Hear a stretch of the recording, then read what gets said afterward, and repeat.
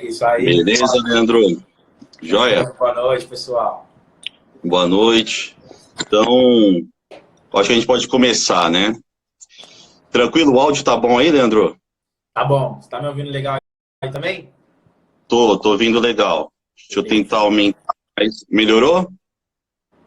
Pra mim tá tranquilo aqui. Legal, então. Então vamos lá, pessoal. Deixa aparecer um pouco mais seu rosto aí, esse seu cabelinho de doutor aí. Engomado. Assim tá melhor?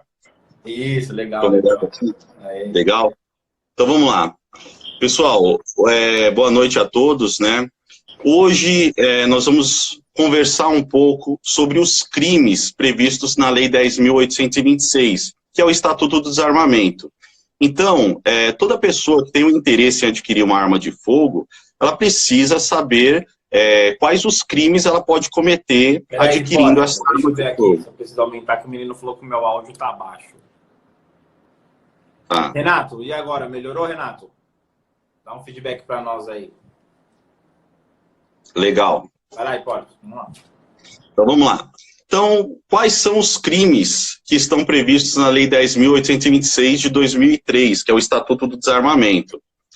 É a posse, né, e o porte ilegal de arma de fogo de calibre permitido, a posse e o porte ilegal de calibres restritos, a omissão na cautela, o disparo de arma de fogo, o comércio ilegal de arma de fogo, o tráfico internacional de arma de fogo. Todos esses crimes, eles estão específicos no Estatuto do Desarmamento, que é a Lei 10.826. Nós também vamos comentar hoje sobre a guia de tráfego, que existe uma previsão legal nos decretos presidenciais e também na portaria 150 do COLOG. Legal? Então, a primeira coisa que a gente precisa saber é qual a diferença e qual a penalidade do crime de posse de arma de fogo e do porte de arma de fogo. Então, existem 3 distinções aí. A primeira distinção é referente aos calibres que são permitidos e os calibres que são restritos. Então, por exemplo, o que é a posse de arma de fogo? A posse é a situação onde você possui ou mantém uma arma de fogo sem autorização devida. Qual seria essa autorização? Seria o CRAF, né? Tanto para a Polícia Federal quanto para o Exército, é o certificado de registro de arma de fogo. E essa é a autorização que você tem para possuir o seu armamento. O Vou fazer um porte... parênteses aqui só, o Hipólito. Tem uma galera Oi. que está entrando aí. Então, o pessoal passa um feedback para ver como é que tá o áudio aí do Dr. Hipólito. Começou a nossa live aqui e aí tinha algumas pessoas que não estão agora. Então, nós vamos nos apresentar. Dr. Hipólito, advogado criminalista, tá? Ele é sargento R2 do Exército Brasileiro, serviu ali no Centro de Preparações de Oficiais da Reserva. Eu sou o Leandro, sou presidente do Clube de Tiro Forças Unidas, instrutor de tiro aí, e a gente deu a ideia aí na verdade, de fazer essa live para vocês, porque surgem algumas dúvidas. Então, na semana passada eu fiz uma live aí para falar sobre o que é posse e porte, na verdade, né? Fiz ali uma pincelada, o doutor Hipólito estava presente na live, e hoje a gente decidiu fazer essa live hoje, então, para explicar e ter esse bate-papo com vocês aí com relação aos crimes, né, com a arma de fogo, e vamos abordar também a questão do porte de trânsito, da guia de transporte, que o atirador esportivo, que ele é atleta lá, tem essa prerrogativa aí para portar a arma dele quando em deslocamento. Então, o doutor Hipólito vai estar explicando. Se alguém tiver alguma pergunta, alguma dúvida, pode mandar aqui, que eu estou no apoio dele aqui, estou acompanhando, e no final da live a gente vai estar respondendo aí, sanando as dúvidas de vocês. Caso a gente não consiga sanar a dúvida hoje, nós vamos pegar a pessoa, vamos estudar, vamos pesquisar e a gente passa para vocês aí. Então, o doutor Hipólito está falando agora do artigo 12, né, com relação à posse de arma de fogo, e aí veio os crimes da Lei 10.826. Então, quem tiver alguma dúvida, alguma coisa, pode mandar aqui, que eu estou no apoio dele aqui. E aí, posteriormente, nós vamos abordar a questão do atirador esportivo, a questão do porte de trânsito, que isso é uma dúvida que muitas pessoas têm. Então, nada melhor que um advogado criminalista para sanar as nossas dúvidas aí, ou aquilo que a gente não souber, mais uma vez eu falo, a gente vai pegar e vai passar para vocês aí, ó. Entrou agora meu camarada Rubinho, alô Rubinho, lá da Bahia, tem bastante pessoas, então por isso que eu pedi pro Hipólito dar um tempinho aqui pra gente se apresentar para vocês. Tendo em vista aí que algumas pessoas nos conhecem, mas outras pessoas não nos conhecem. Tranquilo, doutor? Perfeito, é isso aí. Vamos lá.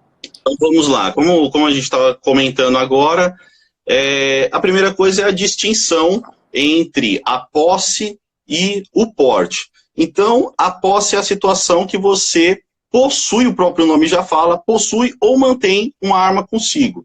Um exemplo clássico é você ter ela dentro da sua casa. Então, digamos assim, se você tem uma arma dentro da sua casa e, porventura, você não possui a autorização, que é o documento da arma, você está cometendo um crime que é justamente o previsto no artigo 12. Qual que é a pena desse crime? É uma detenção de 1 a 3 anos e multa, né? Agora, o porte de arma de fogo, ele é mais abrangente. Então, tudo aquilo que não está relacionado à posse, ele é caracterizado como porte.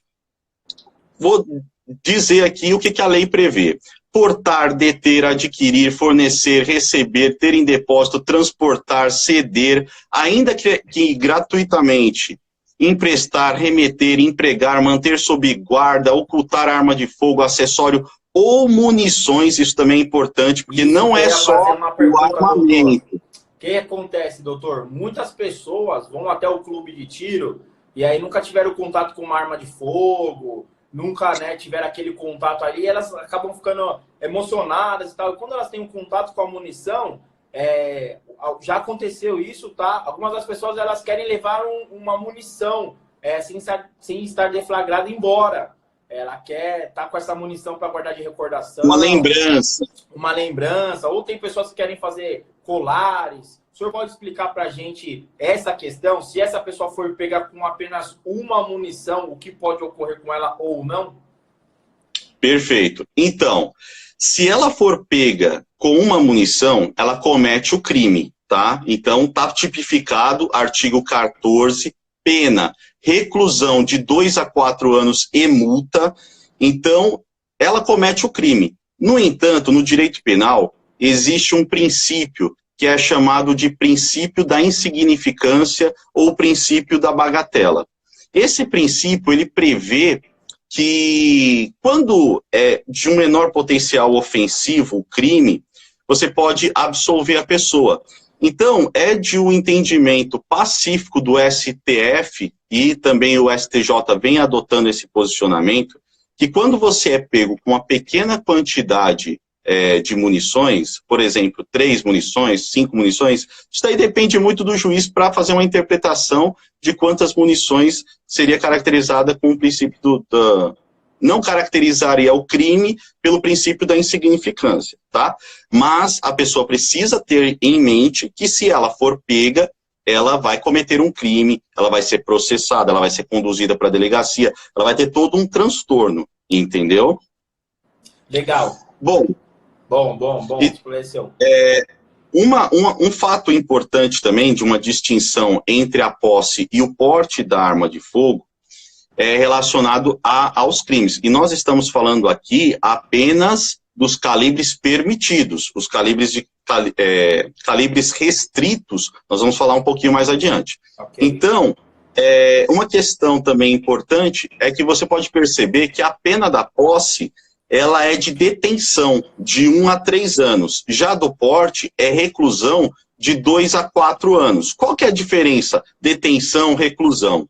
A detenção, ela é aplicada nas punições, né, nas condenações mais leves. E ela não admite o cumprimento inicial no regime fechado. Então, digamos assim, o cara foi pego numa posse, ele já vai ter uma tranquilidade que ele não vai iniciar a pena dele trancado, né? Já na reclusão, já é para os crimes um pouco mais severos, digamos assim, e já admite no regime inicial fechado, semiaberto e aberto, tá ok? Então, basicamente, é essa daí a distinção que tem dos calibres restritos. Agora, Permitido, O calibre, né? desculpa, permitido. Agora, o calibre restrito, ele é mais duro, ele é mais severo, né? Ele prevê uma pena de 3 a 6 anos de reclusão. Então, ele já começa com a pena mínima da posse, né? Isso daí, se a arma não estiver na situação prevista nos crimes hediondos. Por quê? O que acontece? É esse ponto que a gente precisa bater agora. Em dezembro de 2019, do ano passado, entrou em vigor a lei anticrimes. Ela possui, né, é chamada de lei anticrimes, mas ela é a lei 13.964. Ela entrou em vigor em janeiro agora de 2020. E qual que é a finalidade dessa lei, que ela é chamada de lei anticrime? Ela prevê aumentar a eficácia contra o combate da criminalidade, do crime organizado, para crimes violentos, né, e contra a corrupção. Então, essa lei aí, ela tem a tendência de ser mais dura, por isso que ela é chamada de lei anticrime. O que acontece? Essa lei, ela classificou o crime de porte ou a posse de calibre restrito como hediondos, tá? Quais são os artigos que prevêem isso? O artigo 16, que é o porte ou a posse de calibre restrito, o artigo 17, que é o comércio ilegal de arma de fogo, e o artigo 18, que é o tráfico internacional de arma de fogo, tá? O que acontece? O que é considerado crime hediondo? É com a extrema gravidade. Então tem uma série de fatores que implicam, por exemplo, a questão da pena. Em um crime comum, digamos, se eu for pego num porte de um calibre permitido, eu estaria cometendo um crime comum. Então, para assim, ter uma progressão de regime, eu precisaria cumprir. Vamos colocar um exemplo aqui. Eu fui condenado a 6 anos, para ficar fácil a matemática. Eu fui condenado a 6 anos, tá? Se eu fui condenado em um crime a 6 anos, se eu cometi um crime comum, eu vou cumprir 1/6 da pena. Então, ou seja, em 6 anos, em 1 ano que eu cumprir, eu consigo uma progressão de regime, tá? Agora, quando você comete um crime hediondo, você precisa cumprir 2/5 da pena. Então, digamos, a mesma condenação de 6 anos, em 2/5 ficaria em 2 anos e 4 meses, para poder ter um regime. Agora, se eu for reincidente, eu preciso cumprir 3/5 da pena para poder ter direito a esse benefício de progressão de regime, que no caso seria para uma pena de 6 anos, 3 anos e 7 meses. Então, o crime hediondo, ele dá uma fortalecida na questão para combater uma conduta criminosa, entendeu? O cara pensa 2 vezes, fala, pô, peraí, se eu cometer um crime hediondo, a chance de me complicar mais ainda é nítida, né?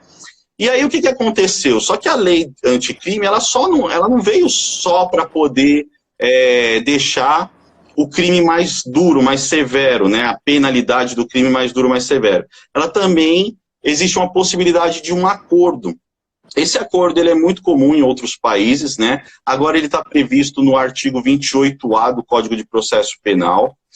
E para vocês terem uma ideia mais ou menos como funciona, eu assisti um filme agora recentemente que chama O Limite da Traição. Bem legal, que é uma advogada recém-formada, ela pega e... Não vou contar a história do filme, né, para não estragar. Não vai querer dar uma de estragar aí, meu, porque esse filme está sendo muito comentado aí nos bastidores, está sendo muito comentado aí pelas pessoas. Não vai estragar o filme, pelo amor de Deus, hein, meu? Você vai pagar 10 não, mas é bem bacana o filme.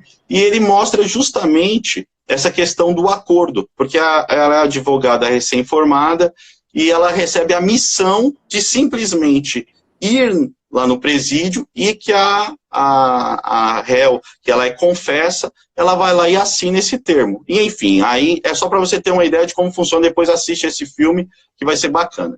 Então vamos lá, vamos dizer, o que aconteceu com as penas dos crimes hediondos que, em virtude da lei anticrimes, incorporou no Estatuto do Desarmamento e dobrou a pena, enfim, deixou muito mais dura para quem cometer esse tipo de crime, apenas para calibres restritos, tá? Então está previsto lá, no artigo 16, parágrafo 2º, eu vou ler porque é bem importante isso daqui. Então vamos lá. Aqui, Hipólito, antes de você começar a ler o artigo 2º, o parágrafo 2º do artigo 16, a gente está aqui com alguns advogados também nos acompanhando. Então tem o doutor Wellington, tem a doutora Lupe também, que entrou, que é uma grande amiga nossa aí, tem a Estefânia, tem uma galera aí que é bacharel, que entrou também. E o doutor Wellington até abordou uma questão bacana aqui, Porto, que no final a gente vai comentar também. Beleza, Wellington? Tamo junto aí, a gente tem acompanhando, eu tô dando um apoio aqui na live, então eu tô vendo as perguntas. Quem tiver alguma dúvida com relação a esse tema, pessoal, sobre porte de arma e posse, manda aqui a sua pergunta que a gente vai tentar aí te ajudar. Na medida do possível, o doutor Hipólito vai estar respondendo. E nós vamos falar, isso aqui tudo é complemento para a gente abordar a questão também do atirador desportivo ou do próprio cidadão comum aí que quer obter a sua posse de arma de fogo, bem como o porte de arma, que não é impossível, é possível, mas é quase impossível, mas a gente vai explicar aqui também. Então, fica com a gente aí na live aí, vai acompanhando. Eu sei que é um tema que ele é meio cansativo assim, mas se você tiver alguma dúvida, se você achar também que o vocabulário não está claro aí, pode falar com a gente aqui. Cortou. Me ligou aqui, ô Silão, tô na live, Silão Botão, presta atenção aí, pô, tô na live. Então, vocês mandem aqui que a gente, que na medida do possível, a gente vai estar falando com vocês. Vamos lá, Hipólito. Legal. Então, voltando, né, a questão dos crimes hediondos previstos lá no artigo 16, parágrafo 2º. Então, suprimir, alterar a marca, numeração ou qualquer sinal de identificação da arma de fogo ou do artefato, agora é considerado crime hediondo. Modificar as características da arma para tornar ela, digamos, eu tenho um calibre que ele é de calibre permitido. Eu vou lá e modifico as características da arma e torno ela um calibre restrito para dificultar a identificação pelo agente policial, também é caracterizado como crime hediondo.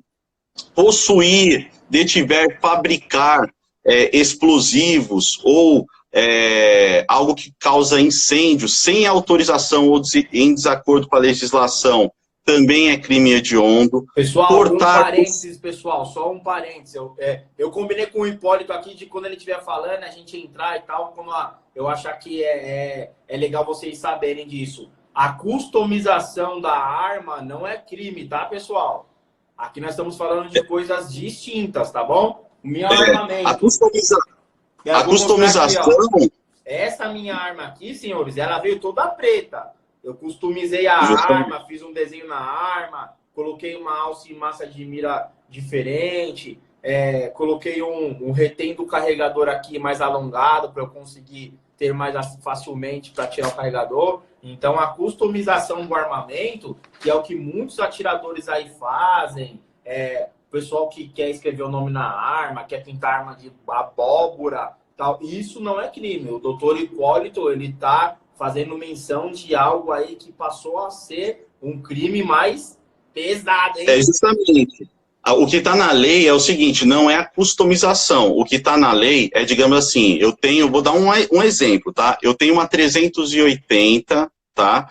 E antigamente, hoje a 9mm, eu vou dar o exemplo da 9mm assim, só para o pessoal poder entender. Tranquilo. Antigamente a 9mm ela era considerada restrita. Sim. Hoje ela não é mais, tá? Mas vamos supor, eu tenho uma 380 e eu torno ela uma 9mm, tá? Então, fazendo essa modificação no calibre do armamento, troco o cano, troco alguns mecanismos, uma percussora, alguma coisa ali, e eu torno ela um calibre restrito. Essa modificação que é caracterizada como crime, quando você faz isso com uma arma que é considerada calibre restrito. Sim. Agora, colocar arma camuflada, trocar o cabo, sim, colocar uma mira, isso daí não é crime. Pessoal, tá? Isso está sendo abordado também por quê? Porque existe aventureiro que faz isso. E tem pessoas que nos procuram como clube, como tendo a armaria dentro do clube lá que nós temos, a armaria, temos armeiro credenciado pela Polícia Federal para fazer a customização na sua arma, tem gente que procura para fazer esse tipo de modificação. Mas tem gente que quer fazer mesmo da cabeça. Então o cara lá tem um revólver 38 e ele quer pegar a câmara do revólver do tambor e quer aumentar para que consiga comportar uma munição de 357. Entendeu? Isso é até perigoso, porque a arma pode estourar, pode acontecer um acidente com você, a arma estourar no seu rosto, enfim.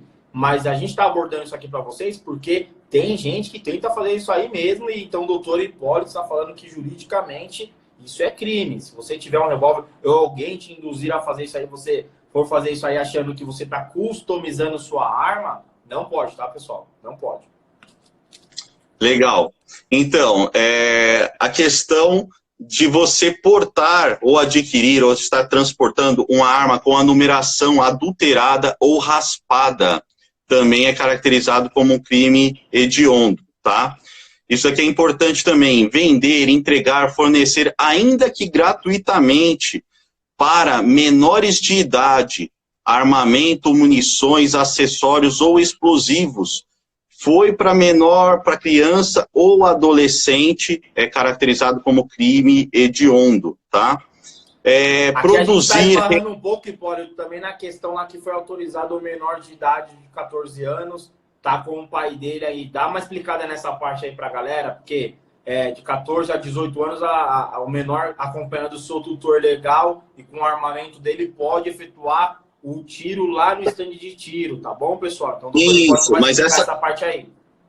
Isso, essa situação que o Leandro acabou de mencionar é o seguinte, está previsto agora na portaria 150 do COLOG, e ela autoriza, né, o adolescente, acompanhado do pai, ele efetuar a prática desportiva dentro do clube de tiro. Exato. Só que essa situação é que você está com o seu armamento legalizado, é um calibre permitido, é uma situação diferente do que prevê o artigo 16, parágrafo 2º, inciso 5º. Essa tipificação penal é você vender ou fornecer de alguma forma uma arma ilegal para menor. Eu vou chegar para um menor e vou vender um armamento para ele de um calibre restrito. Primeiro que ele nem pode, né? Ele tem que ter no mínimo 25 anos, conforme prevê a legislação, para ele poder adquirir uma arma de fogo. Então, se você vendeu, você já está cometendo esse crime, ok? E o último inciso, que é o inciso 6º, é produzir, recarregar, sem autorização legal, ou adulterar a munição ou explosivo. Então, digamos assim, eu não tenho uma autorização para poder fazer recarga de munição. Eu estou cometendo um crime hediondo, a pena é de reclusão de 4 a 12 anos. 4 a 12 anos. Parênteses, tá ok? Parênteses, pessoal, isso é de extrema importância, principalmente na categoria dos atiradores esportivos. Hoje a gente vive num país que é quase inacessível você fazer a prática do tiro esportivo com a munição original, né? Então, é autorizado aí aos clubes, né? E aos atiradores esportivos terem ali a sua máquina de recarga, fazer a sua recarga da sua munição para a prática do tiro esportivo, tendo em vista aí que é uma quantidade muito grande. Eu, particularmente, quando eu entro na pista para treino, no mínimo 200 munições. Pensem em vocês aí, se eu for atirar 200, efetuar 200 disparos, pagando aí 6, 7 reais numa munição, né? Cada vez que eu vá para o treino. Então, isso é de extrema importância. Então, aquele que é o atirador, que é registrado no Exército Brasileiro, ele pode sim ter uma máquina para fazer recarga da sua munição, tudo bonitinho, tudo certinho. Quem não tem isso aí, quer se aventurar, pode responder aí uma bucha, e aí vai ligar para o doutor Hipólito lá e pedir socorro para ele. Ele vai te atender prontamente, porque além de ser um advogado que é um cara extremamente competente no que faz, existe também esse serviço aí que nós fornecemos no Clube de Tiro, que é assessoria jurídica. Mas veja muito bem. Então, esses pontos que nós estamos passando para vocês aí, é para que fique bem claro, que às vezes vem um cara, fala, quanto você está pagando a munição lá? Não, vem comigo que eu faço uma munição mais em conta para você, e aí você vai testar lá na sua arma, não tem problema nenhum. Que a maioria das pessoas deve sair, não tem problema não, eu faço a munição aqui, o pessoal lá do clube não vai nem saber que você vai chegar com a sua munição pessoal, a gente tem controle, a gente consegue detectar aí a procedência da munição e tudo mais. A princípio, a munição de recarga é para ser usada dentro do clube de tiro. Começa daí. Vem cara com munição lá que, não sei o quê, não, mas que eu recarreguei, eu que isso, aquilo, outro. É complicadinho para nós. E lá no clube nós temos regras, né? Então, que vocês fiquem atentos com esses toques aí do Dr. Hipólito, que é de extrema importância para você que vai iniciar no tiro esportivo ou que quer ter uma arma para posse ou possivelmente um porte de arma. Vamos lá, doutor. Beleza. Leandro, eu não sei mexer muito bem, é a primeira vez que eu estou fazendo uma live, mas eu estou vendo que alguém escreveu aqui, ó, bom dia, se o porte estiver vencido... Isso, foi o que eu falei do Wellington. O Wellington escreveu aí. Já vamos aproveitar aqui, então. Colocar uma boa dica.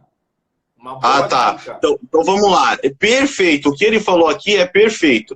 Se, no caso, não é o porte, né? Digamos, a posse, que é o mais comum. Hoje é muito difícil você adquirir o porte, mas se a posse de arma estiver vencida, a autoridade policial vai entender ser porte ilegal.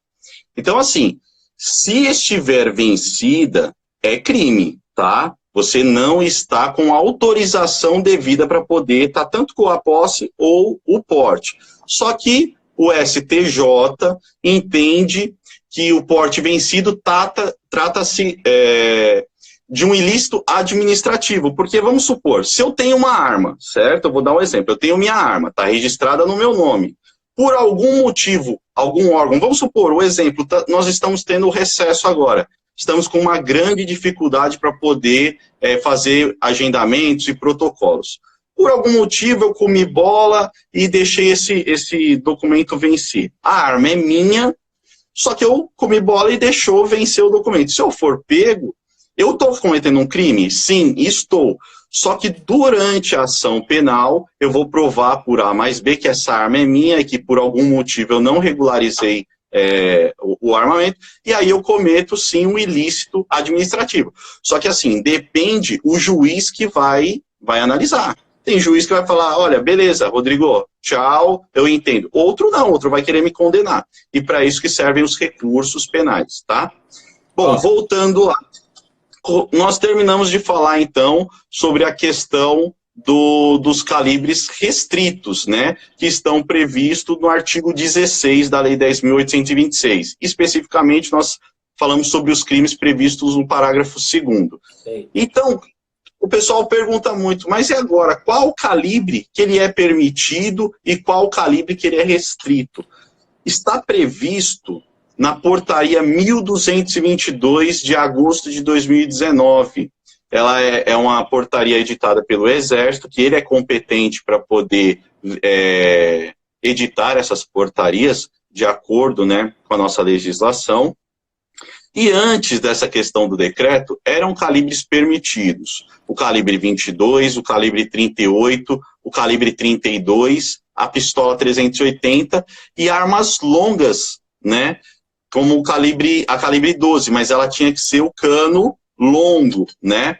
E aí, com a modificação da legislação, os calibres que eram restritos passaram a ser permitidos. .40, a pistola .40 e a pistola 9mm, o revólver e a pistola .45, o revólver Magno 44 e o 357, a calibre 12, que antes ela só era permitida quando ela tivesse o cano longo, hoje ela é permitida com o cano cerrado e também as calibre 12 semiautomáticas, né? Está tendo uma importação muito grande desse armamento.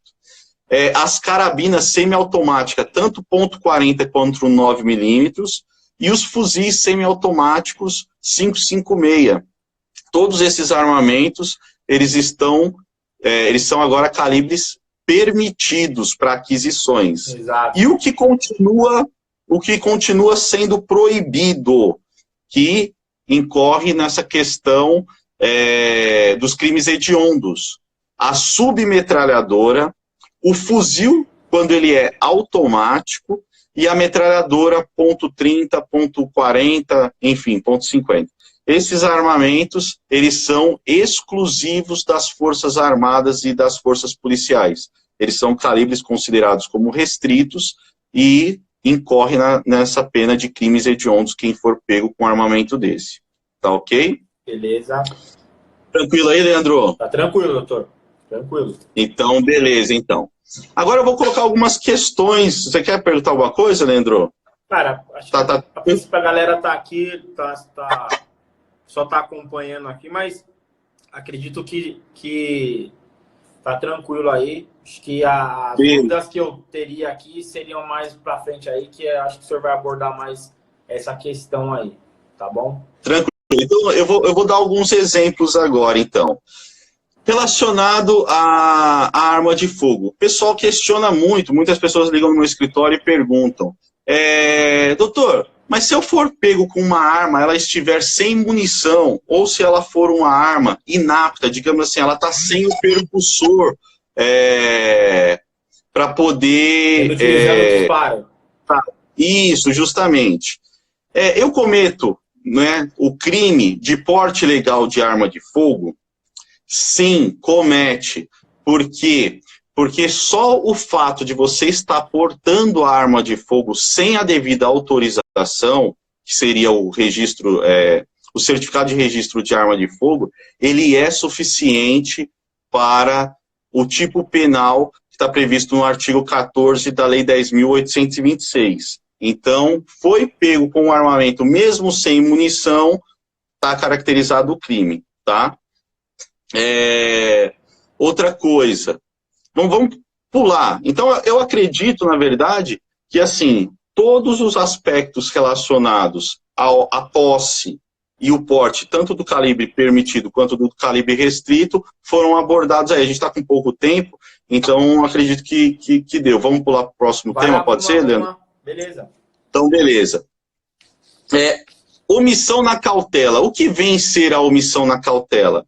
A legislação, ela prevê o seguinte, se você deixar um menor de 18 anos, tá, ou uma pessoa portadora de deficiência mental ter apoderamento do armamento, ele ter acesso a esse armamento, tanto na posse ou no porte, está cometendo crime que é omissão de cautela. Está previsto uma detenção de 1 ano a 2 anos e multa.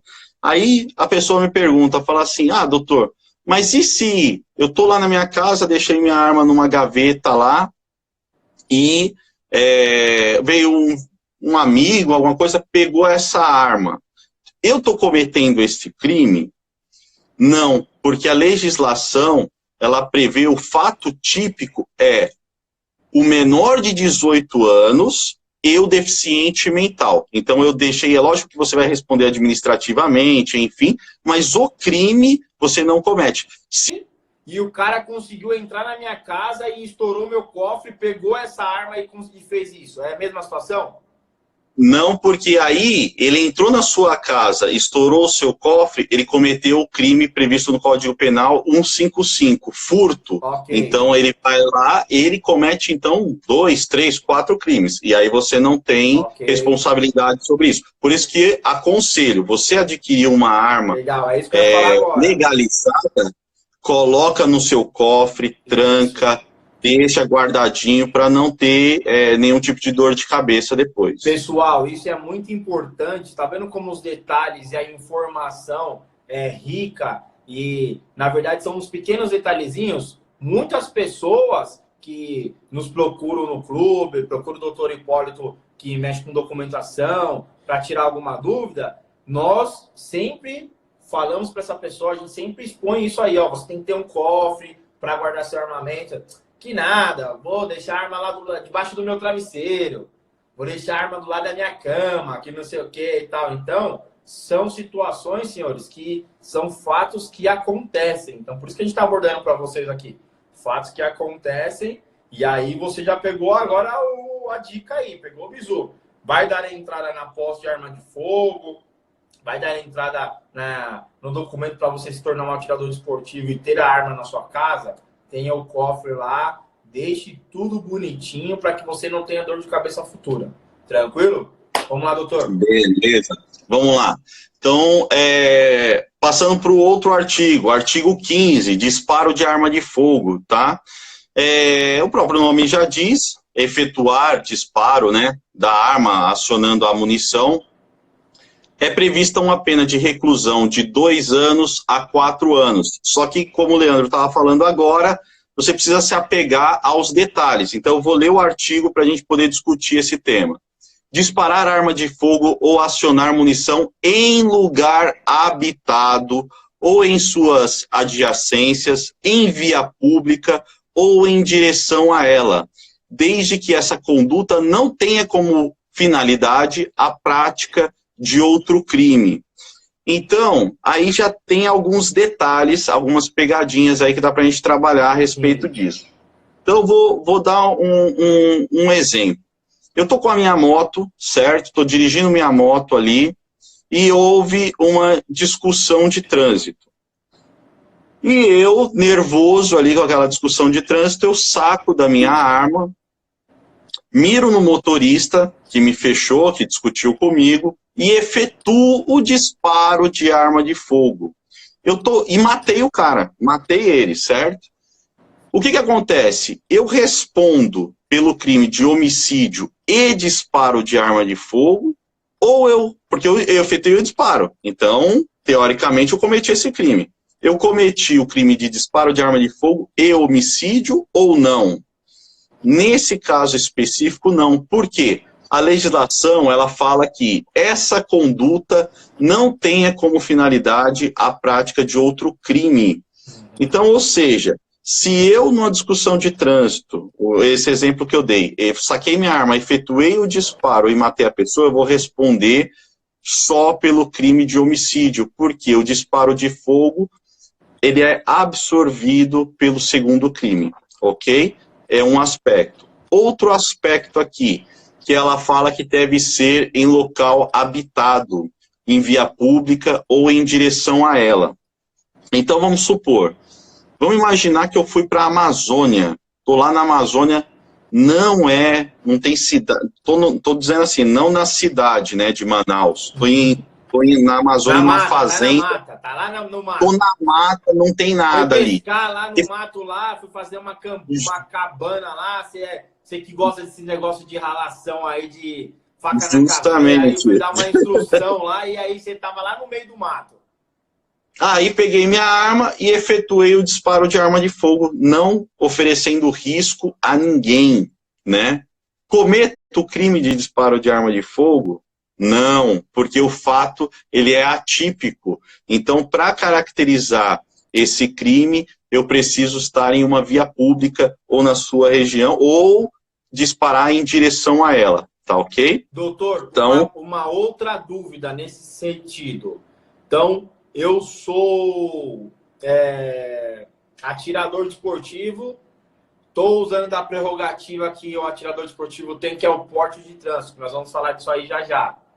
E aí, eu tô na moto, e aí eu vejo que vem 2 caras na minha direção. Então, eu falei assim, pô, acho que esses caras vão me assaltar. E aí eu saco minha arma e dou 2 tiros pro alto, e esses caras pegam e correm. E eu guardo minha arma. E aí, o que acontece? Vamos imaginar que esse cara só tá indo pra tomar uma cerveja. Que ele ia passar por você só. Você assustou, falou, putz, tá vindo 2 caras ali. Qual o risco que você teve? Você não teve risco nenhum. Então, de você ter disparado em via pública, sim, você comete o crime de disparo de arma de fogo, justamente. Boa, muito boa. Agora, beleza? Beleza. Vamos lá, vamos que eu tô preocupado com o tempo. Vamos lá. Um disparo de fogo, uma outra coisa também que eu acho que é bacana a gente comentar isso daí. Um disparo de fogo de forma acidental, tá?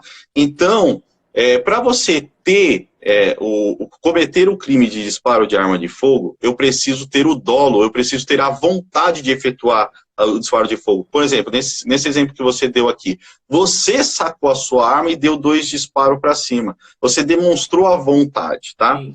Agora, outra situação. A gente vê vários videozinhos aí no WhatsApp que a pessoa tá com o seu armamento e de repente ele dispara, né? Acerta no pé dele ou acerta... Se esse disparo de arma de fogo ele foi acidental, né?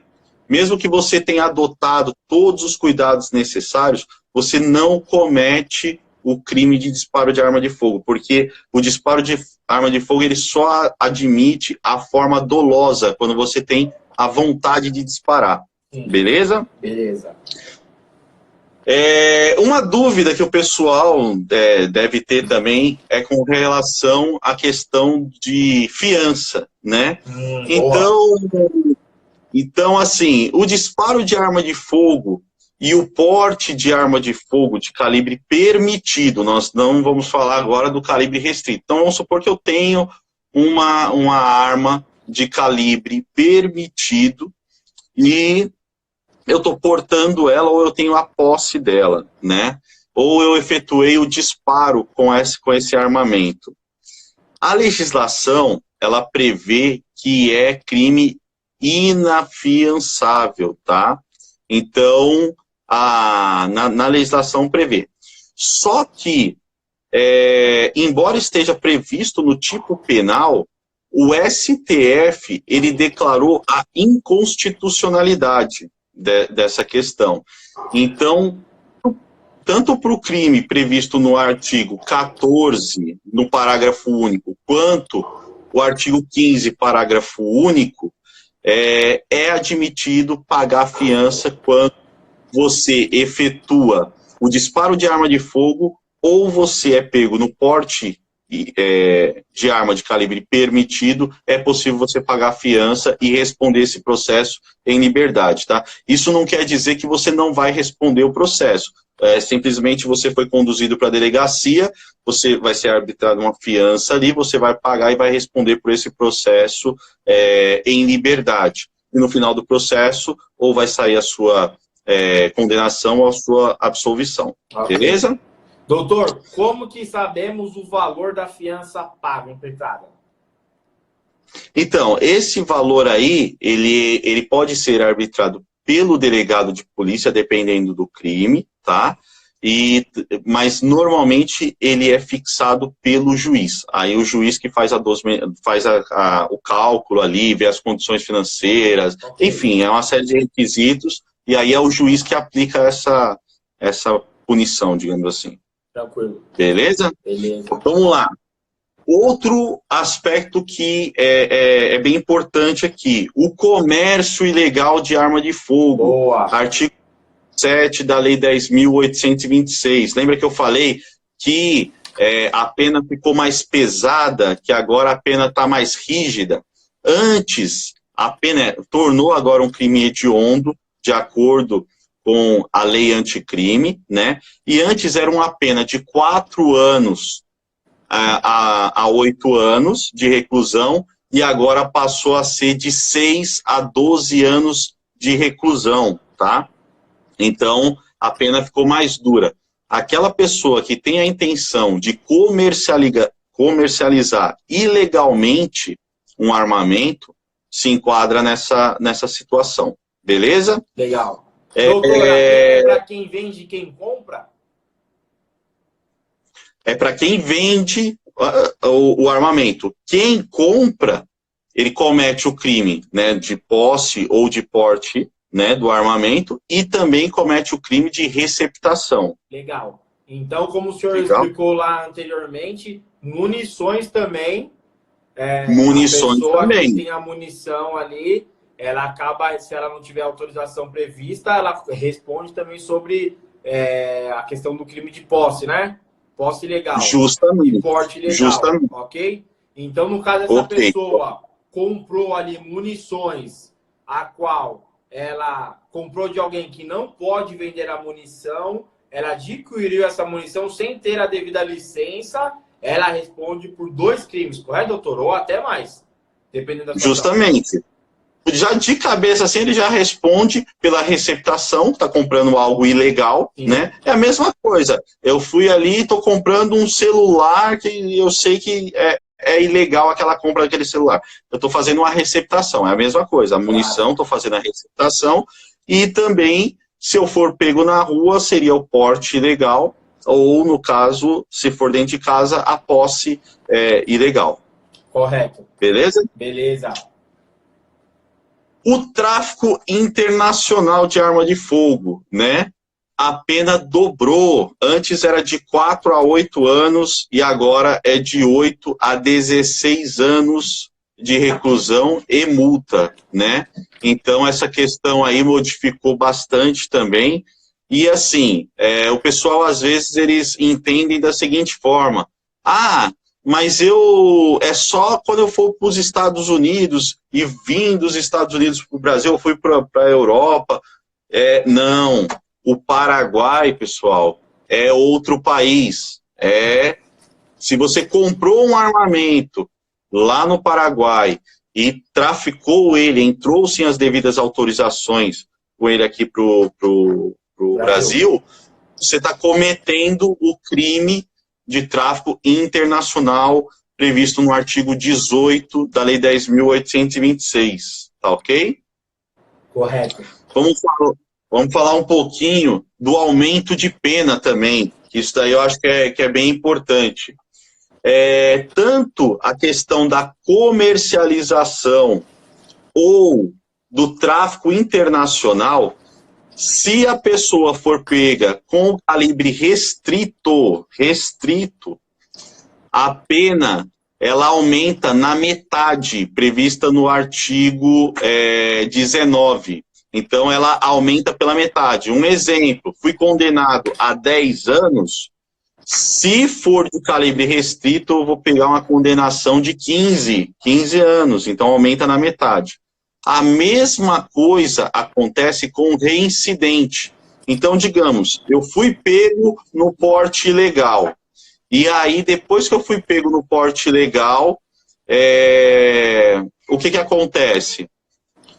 Fui pego novamente, sou reincidente, a minha pena é aumentada também pela metade. Mesma coisa, 10 anos, aumenta 5 anos, aí 15 anos. Detalhe, o que é ser reincidente? Às vezes a pessoa acha que só pelo fato dela ter ido para a delegacia, ela já é considerada um criminoso e tudo mais.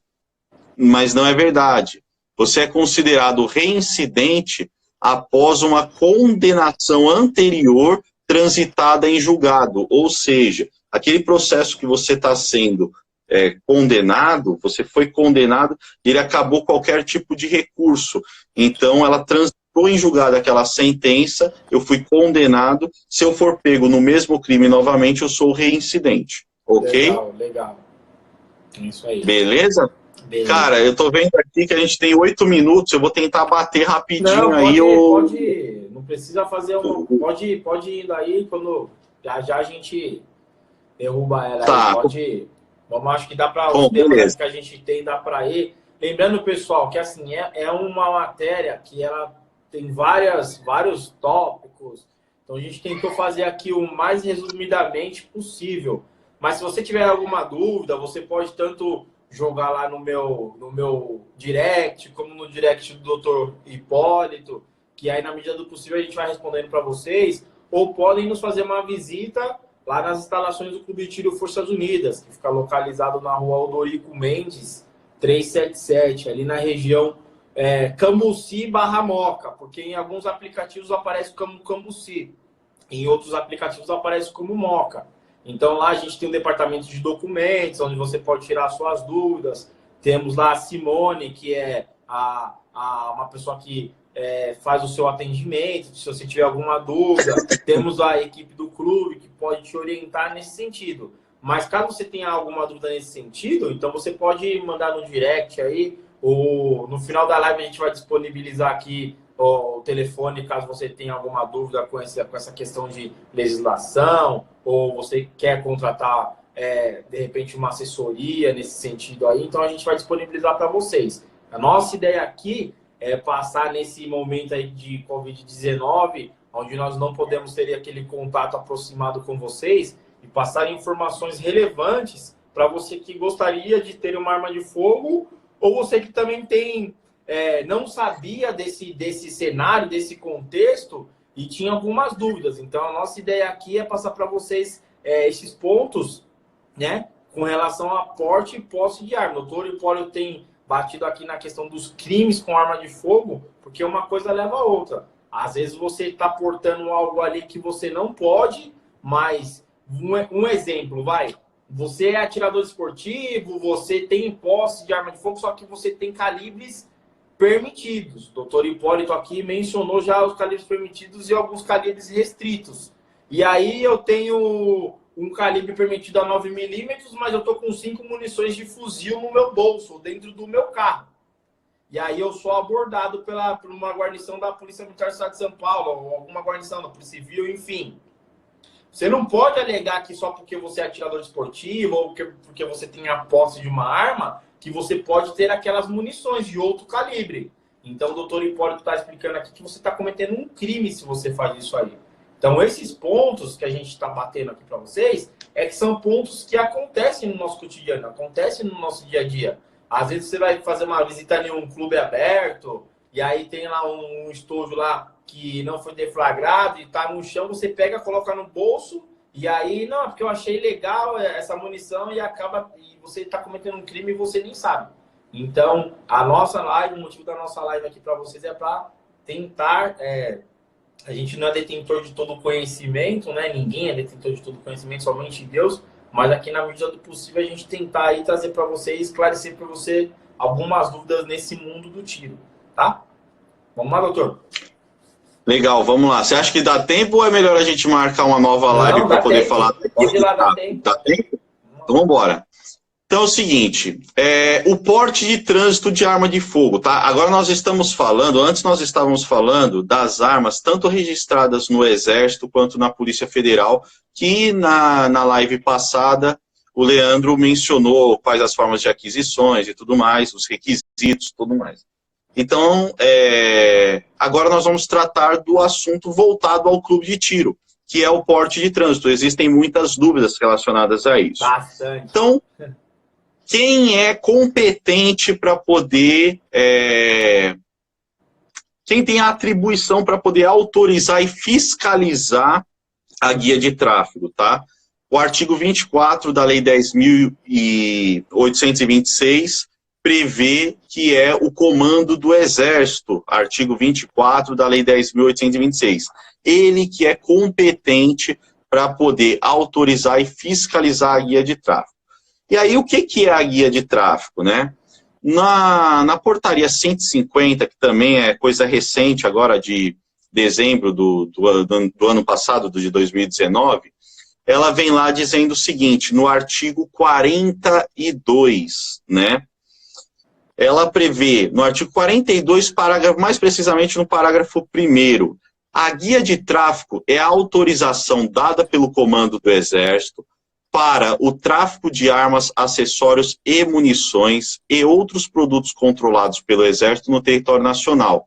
Corresponde ao porte de trânsito previsto no artigo 24 da Lei 10.826. Então, por essa transcrição que o pessoal fala assim, eu tenho direito a um porte, mas não é porte de arma de fogo. Muito você bem, tem doutor. uma autorização do Exército para você poder transportar essa arma. Aí você fala assim, mas da onde para onde que eu posso transportar esse armamento? Esse armamento ele deve ser transportado, como está lá na própria guia de tráfego, do local de guarda para o local de treinamento ou competições. Ok? Tem que acabar? Segundo a produção aqui, tá me falando no meu ouvido aqui, a live vai acabar em 1 hora, doutor. Eu acho que ela vai cair essa live aí.